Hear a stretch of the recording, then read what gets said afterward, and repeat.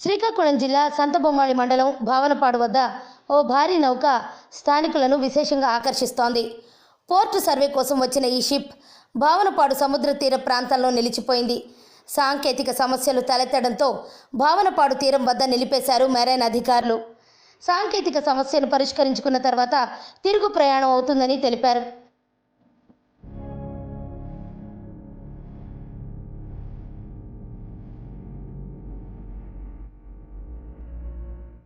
అయితే భావనపాడు సముద్ర తీరానికి పెద్ద నౌక వచ్చిందని స్థానికులకు ఎలాగో తెలిసింది. దీంతో ఈ చుట్టుపక్కల ప్రాంతాల ప్రజలు ఈ నౌకను చూసేందుకు భావనపాడు వద్దకు తరలి వస్తున్నారు.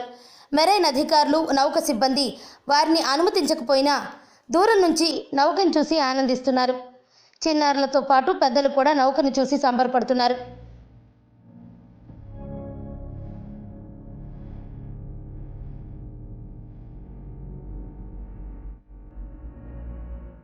సంతబొమ్మాళి మండలం భావనపాడు సముద్ర తీర ప్రాంతంలో నేషనల్ హైడ్రోగ్రాఫిక్ సర్వేను ఇండియన్ నేవీ ప్రత్యేక బృందం ఇటీవల నిర్వహించింది.